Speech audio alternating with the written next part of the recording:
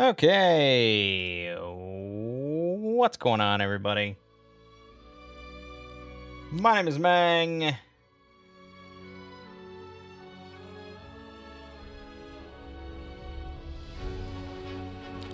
Welcome back to Hanging with Mangg. We are playing some Heroes of Might and Magic Olden Era, which I have not played at all. I just picked it up, and I'm gonna be playing with some other people tonight and seeing how it goes. But I thought, why not? We'll just throw it in here, and I'll mess about while I talk about other random shit. Yeah, I mean, I'm not like super hyped for the game or anything because it's Heroes of Might and Magic. Like I've never been that into. It's always seemed like kind of a shallow turn-based strategy experience. But at the same time, I've never really been that into turn-based strategy. I definitely really like Total War Warhammer, although like even that game I haven't put like gobs of time into. But it wasn't really until Dominions where I was like, holy shit. Oh, holy shit, this is a game. This is a game. All those other games were just child's play. This is a real game. And so now I feel, they got a new Heroes of Might and Magic.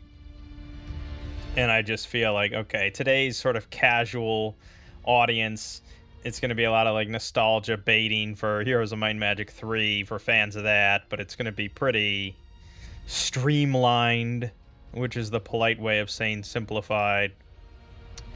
Hard to say. It looks good. I mean, I'll give you that. It looks good.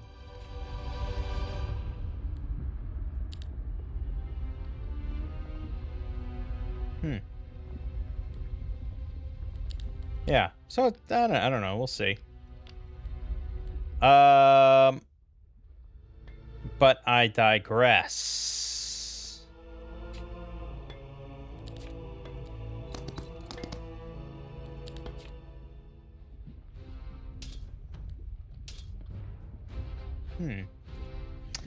Anywho, tactics phase. What can you do during the tactics? I don't know. I didn't do the tutorial because I really shouldn't talk about the game much because it's just gonna be me like, I should just get around to talking about what we're here to talk about, right? That's what I thought. You could move. Okay. I don't know.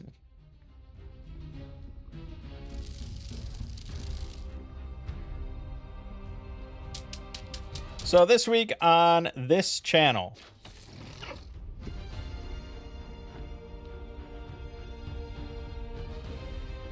we had Pragmata, and I fucked up the first video of that because my audio was bad. Brilliant.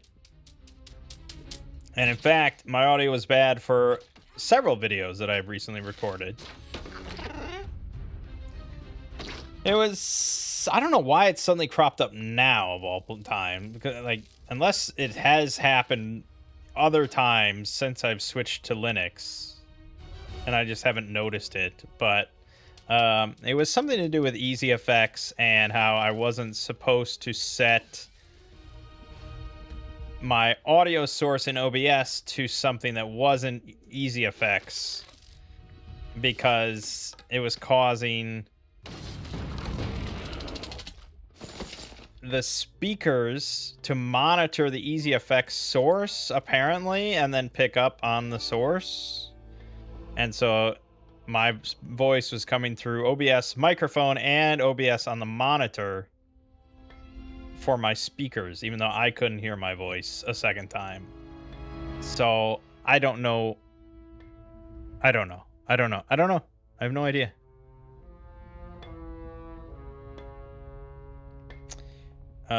But it should be sorted now.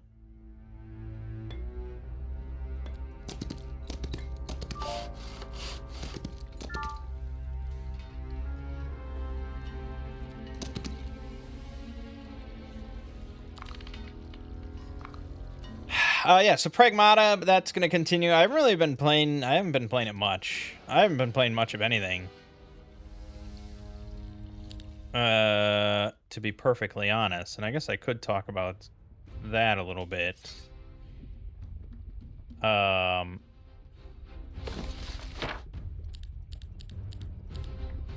I have been mostly messing around with AI, which is what I've been doing for the last few weeks. Um,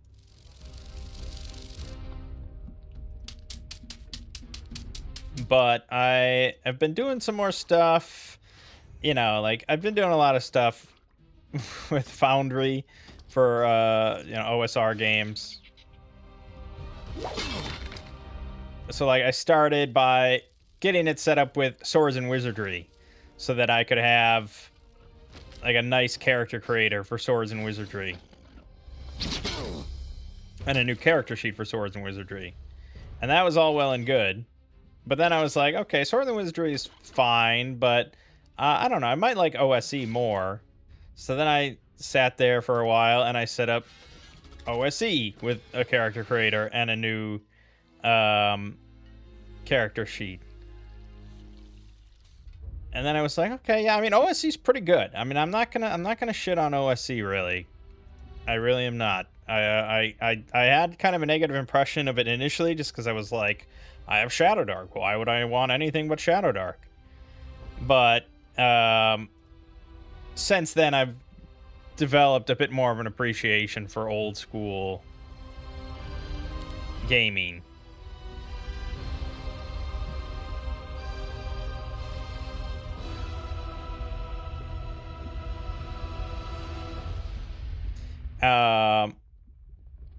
So yeah, I spent all the time studying up OSE and blah, blah, blah. And then I was like, well, now that I kind of like this old school style and everything, and I'm looking more across these other old school RPGs, it kind of has to be said that Axe just kind of does a hell of a lot right as far as my tastes. I must say. And so now I've been just in the process of getting Axe set up properly with a character creator, a new character sheet. But now I'm going even further and I'm setting it up like with all the random tables and stuff so I can just roll like wilderness encounters in Foundry with one button press, the mortal wounds table, tampering with mortality, treasure generate, like just all that. And then right now I'm working on importing all the monsters from Axe 2nd Edition properly into a new character, a new monster sheet, which is none of those monsters are in there. Everything right now is for Axe 1st Edition. They haven't really updated any of the compendiums, so I'm kind of having to put in everything. But yeah, I mean, AI is just so handy for just massive amounts of shit like that. At least when it doesn't matter, like when it's not like, oh god, our entire business and people's lives hinge on this data being correct or not correct. It's like, no, this is just me fucking around with Axe on Foundry for myself. So yeah, that's not the major thing that I've been working on though.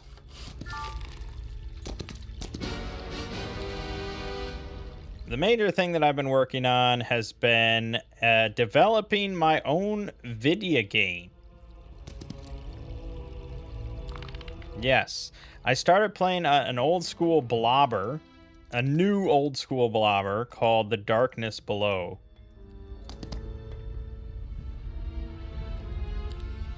And I didn't get very far, but while I was playing it, I was just like, I feel like I can design a better game than this. Or at the very least, I feel like I could make improvements to what is here. And granted, let me rephrase that yet. I feel like I could make subjective improvements to some of the design choices of this game. Which is a far cry from just me saying I could make a better game, because that's really not necessarily the case at all.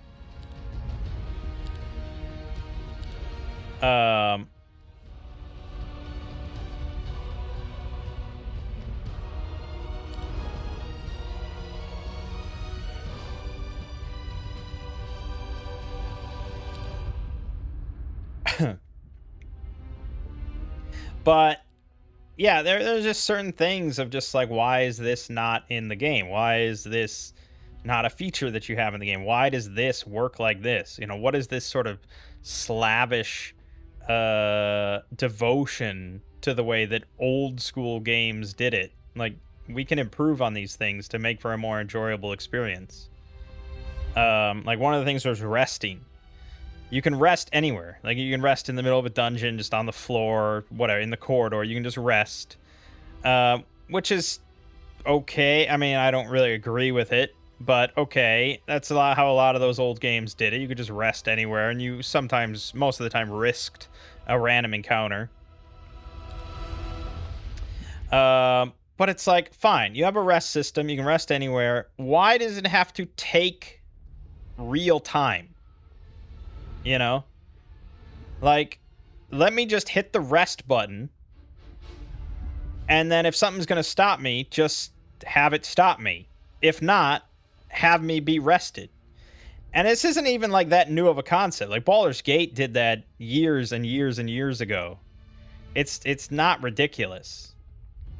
But no, it sits there and it just ticks by like 10 minutes at a time, like tick, tick, tick, tick, tick, tick. And it's like, okay, I get it.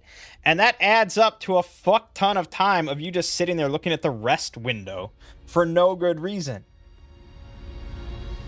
I mean, even some newer games, like, doesn't Skyrim work kind of like that? Where you have to just kind of sit there as the hours tick by? But that's pretty fast, and that's by the hour, and it's like, okay, fine. This was by 10 minutes. It's just like, oh my god, I can already tell, like a couple hours into the game, how much resting is going to be involved. So, yeah, fuck that. Inventory management, equipment management. It was all just like, yes, I just want this to be really old school because old school was the best and they did it the best and we don't need to change or update anything. It's like, fuck that. We have, this is what human civilization is development. Seeing how the mistakes of our forefathers and improving upon them. I refuse to bow down to the old masters for no good reason. Like, sure, respect what they did right, what they did well, but acknowledge that not everything's flawless and can be improved upon. I digress. And so I was like, well, I think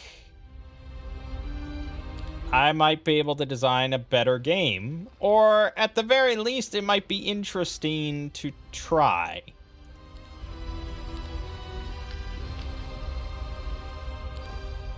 And so I went to Codex, and I was like, I want to make an old school blobber in the vein of Might and Magic 3. And what do? I don't know. I don't know a goddamn thing. And so it set me up with Godot. I think it's Godot is the actual name. I don't know how this program pronounces it, but I'm pretty sure it's Godot. And it just started going. Within like a few minutes, we had like a prototype that I could walk around in of like a blobber. Since then, it's been quite a lot of hours of just iteration after iteration and slowly fleshing it out. And the idea, like, I don't have any like content at this point. I have just like a test dungeon and like a test, not even a town. You wouldn't call it a town. It's just like 4 doors that act as an inn, a shopkeeper, a blacksmith, and a training hall. But the idea is to just get all the fundamentals down, of course. The base mechanics, the combat mechanic, and just sitting there and just thinking about like how I want combat to play out. How do I want like stats to work? How I want numbers to work? The mechanics, the underlying mechanics of dice rolls and all this sort of stuff. And it's like, I've never really had to sit there and think like, this is my game. How would I want it to work? So it's kind of been an interesting process. So it's, you know, it's going to be a 4-person party with 2 potential NPC companion slots. Turn-based, of course. It's got, I want a front row and a back row for the party. So you can have kind of like frontline or melee, tank, rolls, whatever. Backline is more range, spellcasters, the squishies. I really want that dynamic because that allows for a lot of design space to then play around with that.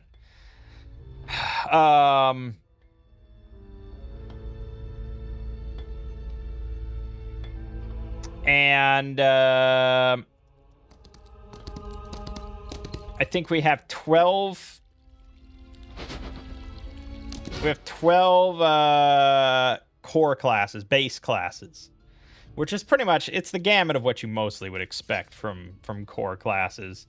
You know, you've got your knight, you've got your cleric, your archer, thief, sorcerer, summoner, warlock.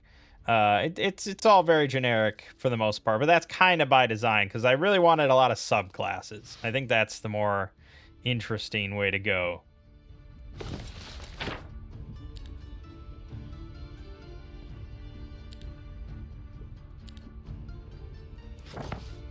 This effect will not affect anyone on the battlefield. Does not affect killins. Well, of course. Fucking killins are really special.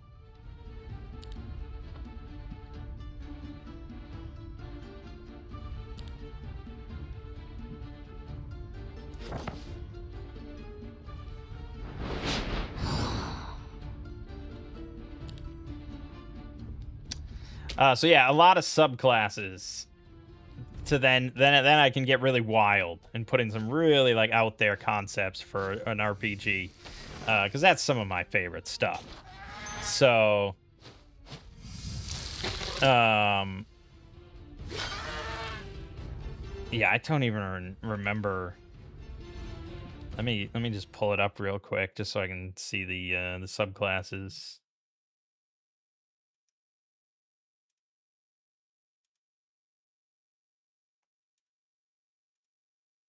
Okay, so let's see. So the archer, we've got sharpshooter, skirmisher, beast warden, arcane archer, and monster hunter. These are all subject to change if I come up with anything that's really even more out there and cool.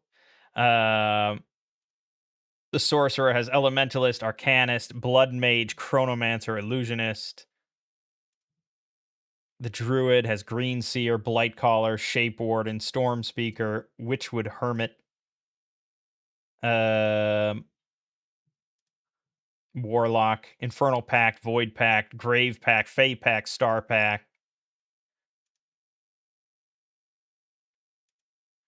Then I was like, it originally suggested like an occultist class, but I was like, that's basically a warlock. It's kind of stupid. I want a summoner because I think that's always really cool. So we got a summoner class with beast caller, necromancer, which that's probably going to subject. I don't know. That might change because that's probably a bit stepping on the warlock's void pack. None of this has been fine. I haven't come up with any abilities. And to be honest, like it kind of gave me just like, here's a bunch of subclass options. Cause I was like, just look at fucking Pathfinder. Look at Pathfinder first edition. Look at every archetype that like the rogue has as an example. And like, let's just pick a few. So I haven't actually gone through and finalized all these. This was just what AI threw out there as options. And I do like a lot of these, but yeah, many of them are going to be subject to change if there's overlapping stuff and stuff like that. But yeah, Beast Caller, Necromancer, Elemental Binder, Clockwork Savant, and Planar Conjurer. So yeah, things like that. And so I wanted it to be pretty similar, like very kind of old school D&D based. I kind of wanted to be like Might and Magic 3 as a foundation. Old school D&D for like the numbers and sort of that level of kind of balance, but then new school D&D / Pathfinder for like just the crazy possibilities. That was where I was sort of at as from a design perspective.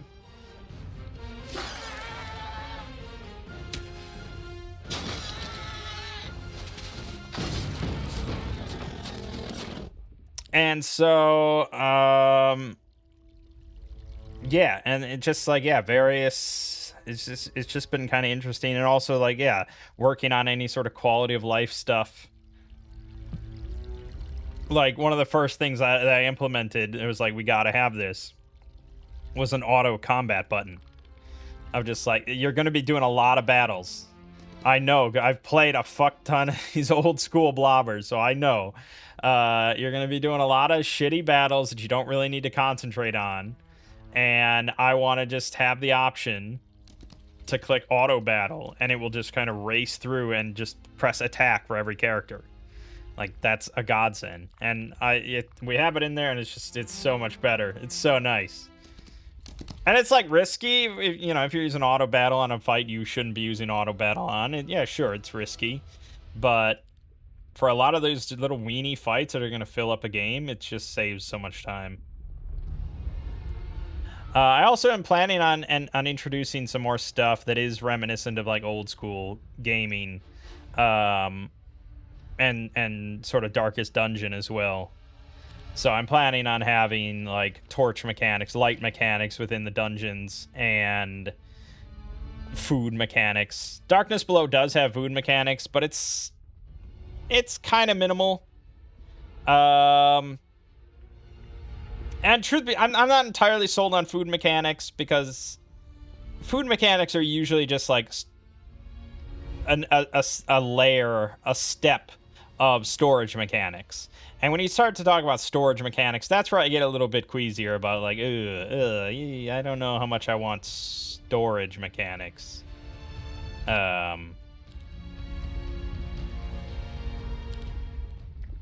Because those tend to be a lot lamer once you're juggling your storage. I definitely am going to have a shared pack, a shared inventory for all the party, because juggling individual inventories is usually just not worth...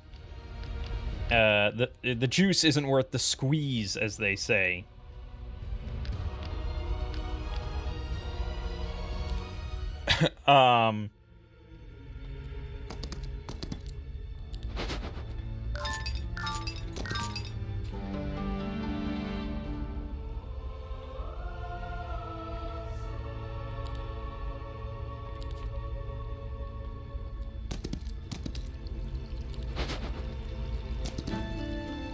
But yeah, we're going to have, of course, NPC companions that you can enlist into the party. We're going to have quests, side quests. We're going to have randomized loot, because I think that's always kind of interesting. So you can find just like, a battle axe of lightning, or, it's weird stuff like that. And it's like, that's not fresh or anything. That's not an incredibly original idea. But my goal is really to just make like a blobber that I would enjoy playing. Like, that's kind of it. It doesn't have to reinvent the wheel. It just has to be like, this is a modern blobber that plays nicely and is fun to customize your party and all that and explore these dungeons. That's what I'm looking for. I haven't really given much thought about, like, the world and the actual story or anything like that. That one still is in the tank of I haven't gotten there because we don't need to get there yet. But I was kind of thinking, like, the surface world, like the on the surface and everything, the towns, the people and all that would be very, like, Forgotten Realms, like very basic, very traditional, like, oh, there's halflings and there's gnomes and there's orcs out there and oh, they're mean and all that sort of stuff. But then the actual, like, plot and the mega dungeons and stuff would all be about, like, Bloodborne-esque eldritch horrors, like, creeping up and corrupting the world with rot and undoing, and things like that. Because those are the things I like. Again, not an incredibly fresh concept, but I really want to emphasize that contrast. And it would be cool, like, if at a certain point the surface world actually changes entirely. Kind of a Might and Magic 4 and 5 thing, where you went to Xeen and it was like, it was just fucking terrible compared to the base world of Might and Magic 4. Something like that. I am kind of inspired by the Soul Blight setting for Shadow Dark, of having these, like, kind of I don't know what they're called. I don't remember what they're called in Soul Blight, but these like lords of like the underneath world, like these lords of corruption or whatever. So the basic plot premise, I guess, would be like this rot, this sort of undoing is going to spread to our tranquil, and it's not even that tranquil, but it's going to spread to the surface world. and we have to stop this. And maybe I will introduce like this disease, this infection that is spreading and corrupting things, because that allows us to do some really cool like custom type enemies of just like rot versions of the enemies.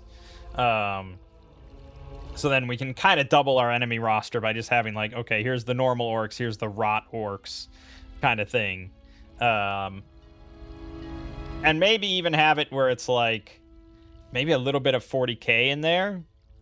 So it's like chaos corruption that actually kind of empowers these creatures sometimes. So then you get to the higher level stuff, and it's like not only do they have the potential of spreading rot to the players and stuff, but also they're empowered by it, so they're a lot more dangerous. And then we'd have probably like 7 mega bosses that are these kind of barons of undoing.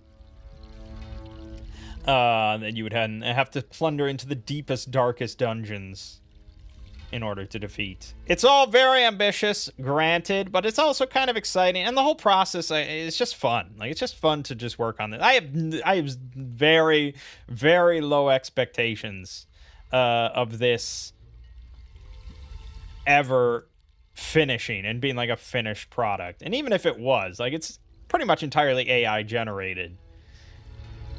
And insofar as I don't know how to code and I don't make any art assets, so all of that is generated by AI. I would hope that if someone sat down and played it, if they wouldn't realize that it's AI coded, because it actually just plays well. And the art assets, it is what it is. Like, I'm approving every art asset, and I'm trying not to pick stuff that looks overly AI generated, but it always is going to look like that.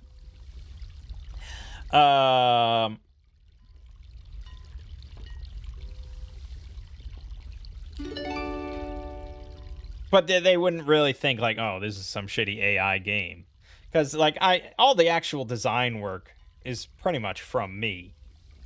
And it's not a quick process. You have to do so many iterations, like just step after step after step of like, no, don't do this. No, I'd rather have this. Blah, blah, blah, blah, blah, blah, blah, blah, blah, So yeah, it's definitely not a quick thing. Even just it's not at the point where you can just say like, AI, make me an old school blobber and make it good. And it's like, no, you're not getting it. It's still just hours and hours of iteration and development, even if I'm not actually coding or making any art. So yeah, I don't know if it would ever actually finish. And then even if it did finish, I still would feel kind of squeamish about actually releasing it as like a product that someone else could play. Just because it's like there's a lot of headaches involved with something like that. And it's like I could give it away for free, and then there's no expectations, I suppose. But it is a lot of work, despite what some people might say about it. So it's like I'd rather charge like $4.99 for it. But then yeah, there's the expectation of just like, hey, you better keep up with this. At a certain point, it is actually really nice to get other eyeballs on it, just to like do balance tests and just look things over and just get second opinions, but I don't know. And that's the other thing of like, it's cool to have an AI there kind of coding it, because any combat change that I make, any number change of any kind for any unit, I can just have it run combat simulations. And it's like, yeah, probably if I was a programmer, like you could set up your own combat simulations. I wouldn't be shocked at all if that's what a lot of these companies do for something like this. But yeah, we can just instantly run simulations of like, okay, if we have 4 bards in a party, how do they do through the simulator? Or if I have a party of a monk, a summoner, a thief, and a cleric, how do they do in the simulator? If I tweak this ability, how does that change the simulator result? It's just kind of handy.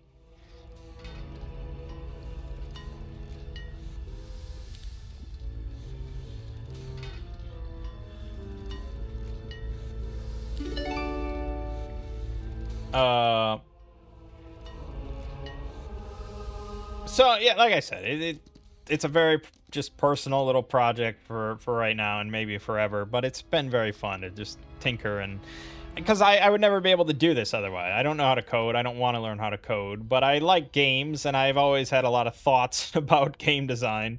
So it's kind of interesting to actually get into the nitty-gritty and have to like think about all those in excruciating detail.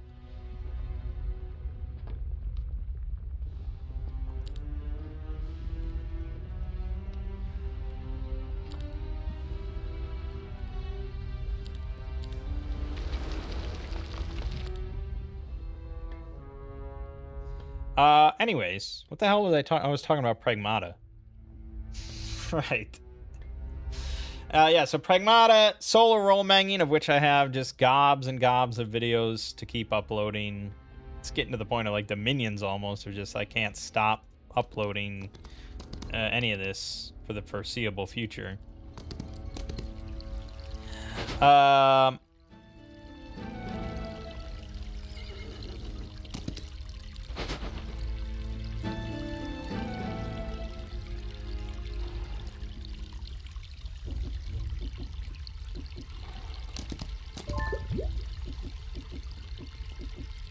Okay, I cannot access that for some reason. It's weird. Oh, okay, sure. More Dominions, of course. That'll never stop. And two brothers who did some Factorio. I think Lego's kind of burning out on it, though, so we might switch to something else. He mentioned maybe doing Heroes of Might and Magic on Wednesday, but I don't know. 6 hours of Heroes and Might and Magic seems kind of rough compared to 6 hours of Dominions. That's a good game.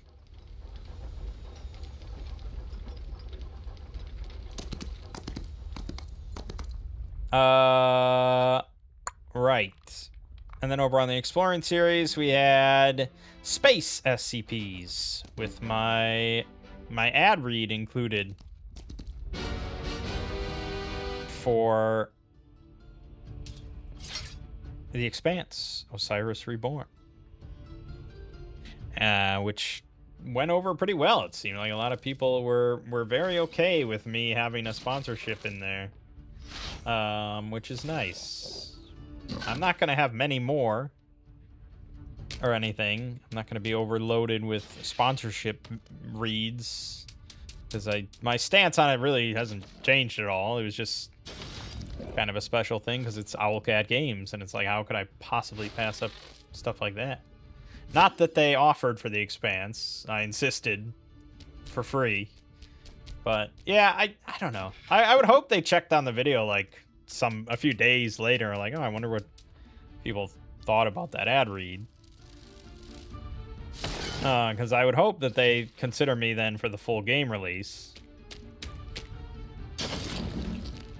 Which is what I said to the representative. How did she respond to that? Hold on. Where the hell's my Discord? It's so funny. It's just like business deals can happen over Discord chats.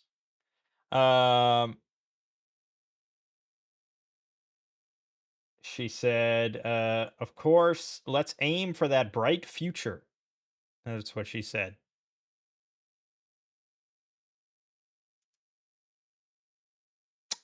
Which sounds good. You know, I don't know how much control she has over the whole discussion, but, you know, it sounds optimistic enough. Right. Anyways, this week on the Exploring series, we've got the start of something pretty big. It's part 1 of There Is No Anti-Memetics Division.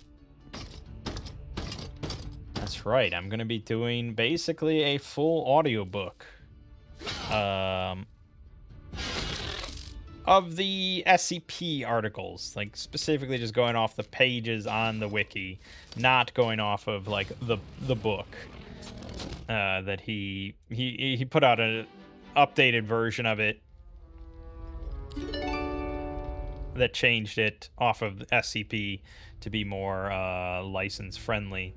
So this is just off the SCP wiki because that's more license friendly to me. And yeah, so part 1 is about 46 minutes long or something like that. And it'll probably end up being 6 or so parts, I would guess.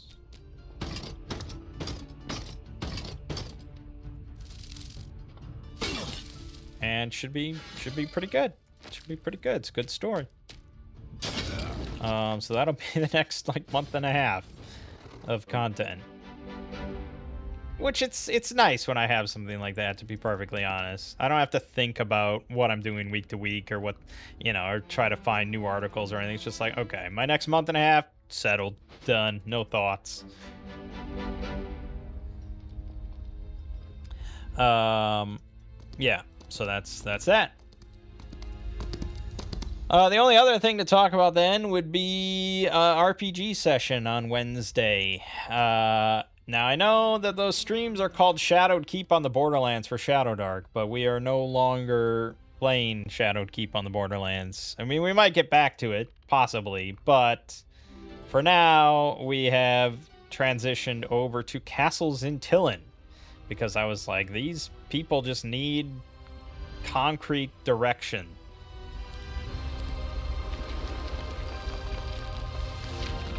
They just need to be told where to go and what to do, and that's the end of it.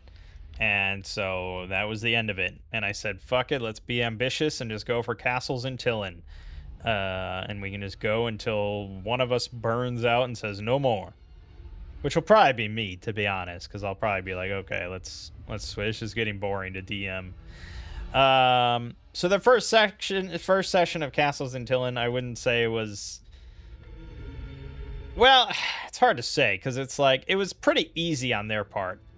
Even though I thought they were going to die, they ended up splitting up the party right at the start of the castle, because some of them wanted to go into the lake.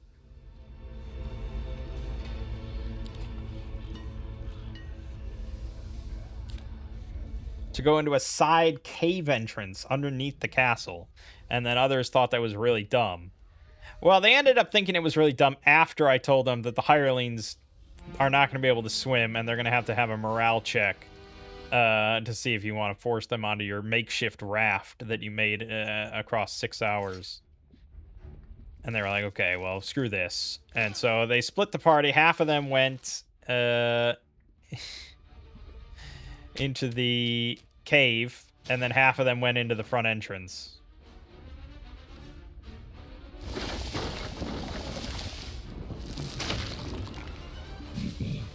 That wasn't good.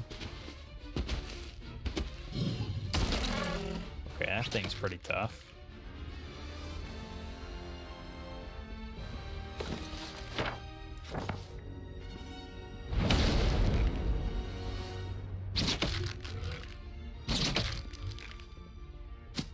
And so I thought the people going in the cave were really screwed, because it's like, this seems a bit above your pay grade.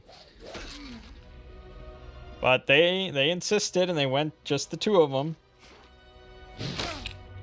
It was my mom and my aunt. And surprisingly, no one died throughout the whole session. Now, granted, part of that, probably a big part of that, was that I gave them level 3 hit points at level 1. And I gave them 4d6 drop low for their stats. And I gave them Pulp mode for Shadow Dark, which gives them 1d4 luck tokens at the start of every session.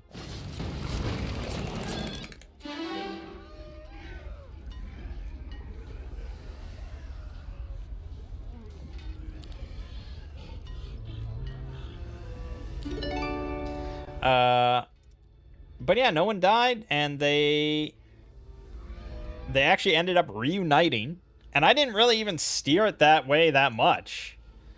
It just kind of worked out that way, that they ended up reuniting partway through the session, which was good. And yeah, no one... I don't think anyone even went down? No, maybe someone went down and was healed right away. I wouldn't say that they were especially clever or anything, but they didn't do god awful. They did think about something. They had a couple clever plans. Like when they were first going into the cave, my mom and my aunt were attacked by some animated vines that pretty easily could have just shredded them. But my mom immediately just was like, I pull out my oil flask and I slam it into them.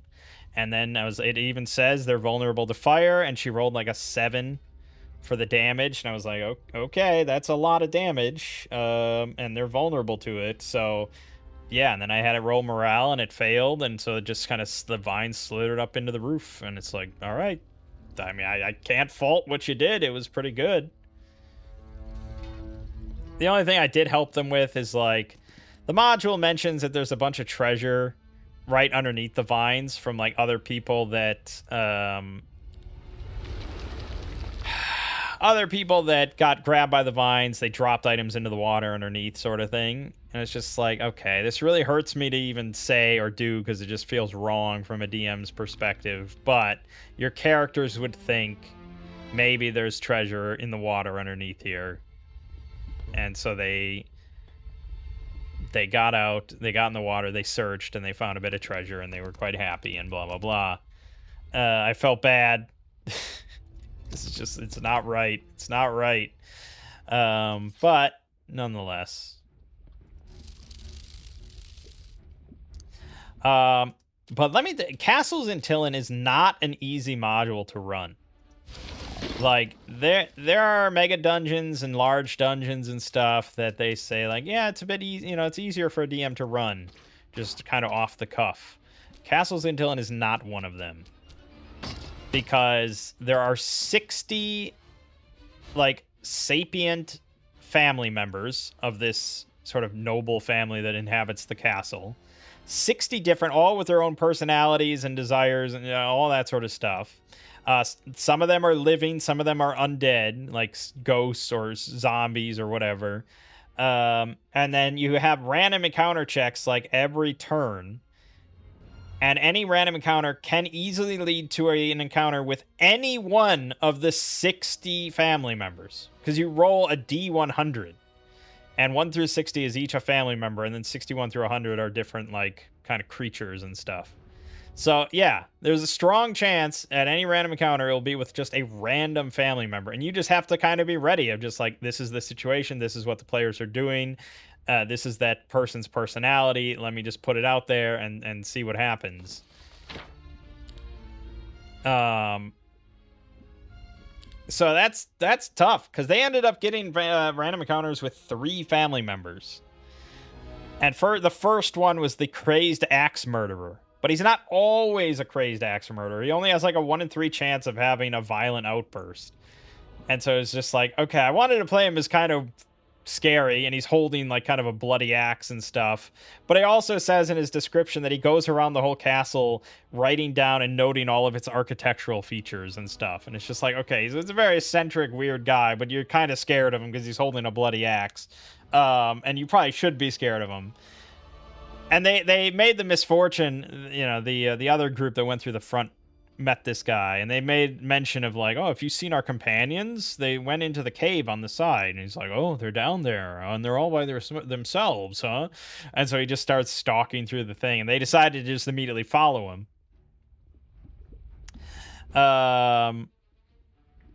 They ended up meeting the big group of skeletons in the mess hall that are all drunk and like partying and drinking and stuff. And singing, like, I decided to just have them sing sea shanties. I think the module just calls them veterans, so I think they're just supposed to be drinking like drinking songs, but I don't know any drinking songs, and I know some sea shanties, so I went with sea shanties, which worked out. It paid off big in the long run.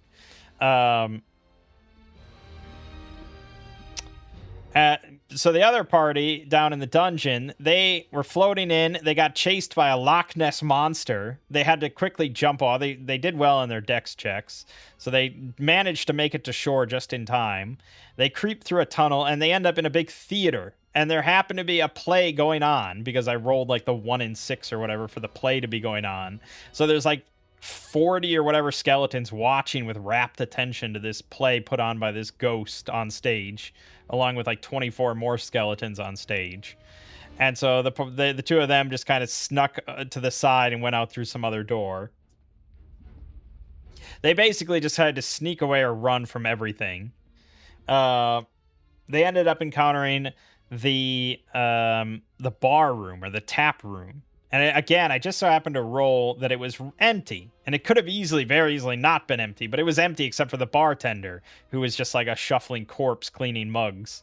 And it didn't really say much about his personality, but I assumed he was just kind of like a zombie bartender, so he would be kind of like boorish, but, you know, he would still be talkative. Not talkative, but he'll respond. And so they asked him how to get to the front entrance, and he kind of gave them directions. But as they started to head that way, that's when the axe murderer showed up. And he didn't attack him or anything, but they immediately, like, pictured something was off about this guy, partly because he's holding a bloody axe. And so they decided to just run towards the front entrance, and he starts chasing them, and so they race up the stairs. And that's just at the same time that the other party members are coming, like, about to come down the stairs. And so I tell them, like, okay, you hear like rapid footsteps racing up the staircase. And so they're like, okay, well, we would probably go back out and iron spike the door shut. And so they did. So the two party members running up the stairs get to the top, and they find the door is spiked shut. So they start shouting for help, meaning that the other people had to then unspike the door. And that's when the axe murderer got to the top of the steps. And I didn't even say that he attacked, but they just assumed that he was going to. So they just started slashing him with their weapons. And yeah, like I think he got like one hit in or something like that. He didn't really do much, and then the half-orc got through the door with his greatsword and just decimated him in one shot, and that was the end of it. But then they were reunited.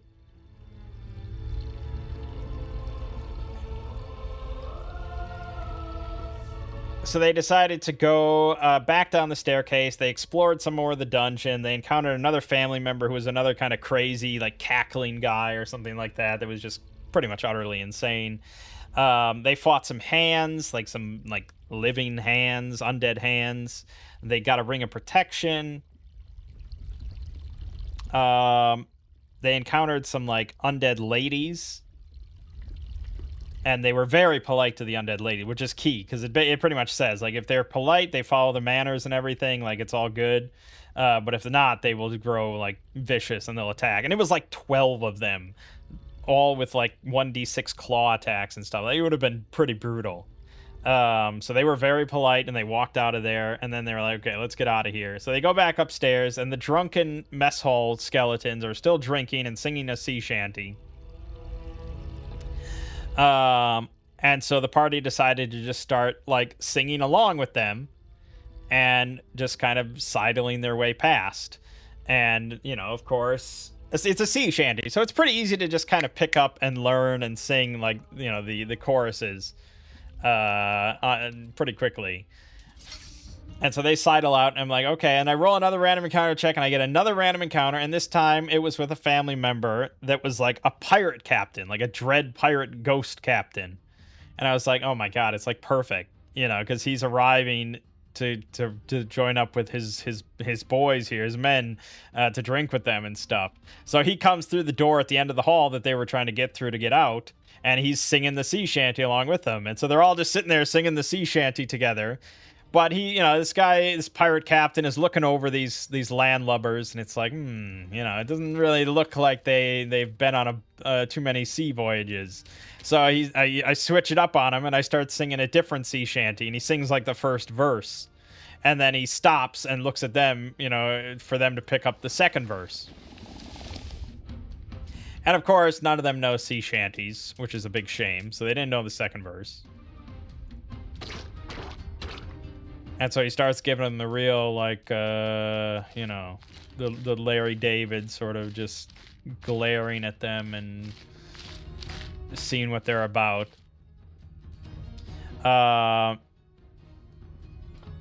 But he just kind of calls out to the boys in the next room to see if these landlubbers are, if they're okay with them. And so I I did like a pause. There's just like silence, and then they're all like, yeah, and then, you know, everyone was happy, and he's like, okay. And so had they actually like responded with the proper second verse or something, like it would have been pretty great. I would have probably given them the description for the pirate captain mentions that he just got back from burying like his treasure or something, so he might have like given them a little clue about that or something like that, and they could have followed that up. But no, they managed to just kind of get past for now. Yeah, and they went back to town, and that was it. And I'm, you know, the module recommends, of course, and leans heavily on having hirelings. And so I've given them the option of hirelings, and I've laid it out pretty mechanically for them to have hirelings, and it doesn't even cost them like a half share of treasure or anything, according to the module. You just pay them before each trip to the castle a certain amount of gold. Honestly, though, they're like quite powerful and quite capable as Shadowdark characters due to my other house rules, so I don't think they really even need hirelings.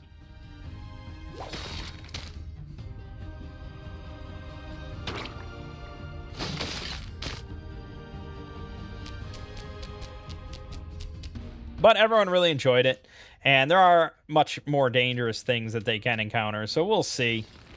We'll see.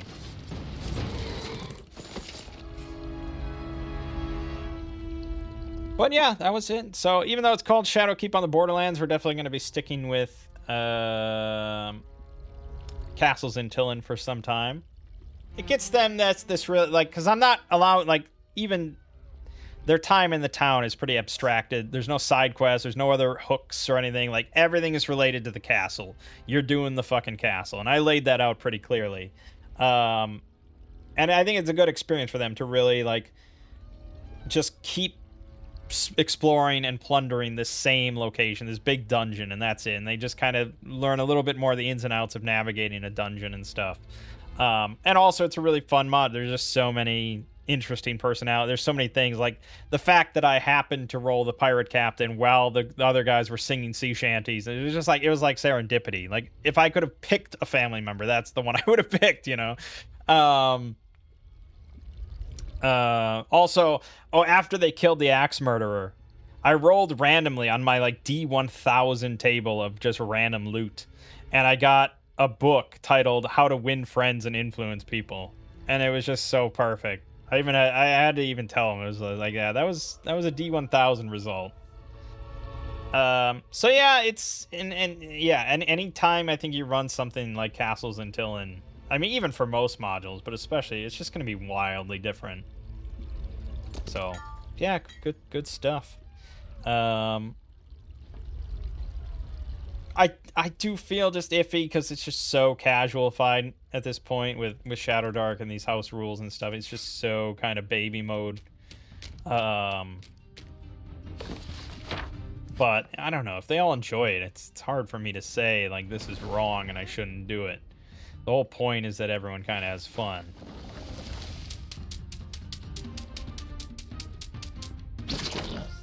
Fuck. Fuck.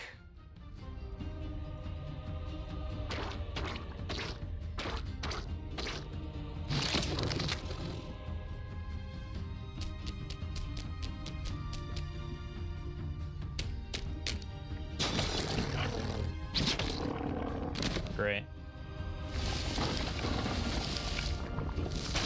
That's kind of about it, I would say. That's all there is to talk about. So, more Pragmata this week, more solo RPGs, more Two Brothers play, more Dominions,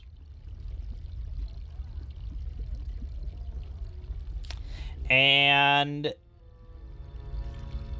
over on the Exploring series, part 1 of There Is No Anti-Memetics Division. Nice, lengthy tale to cover. But alright. My name is Mangg. This has been Hanging with Mangg. And I'll see you fine folks next week.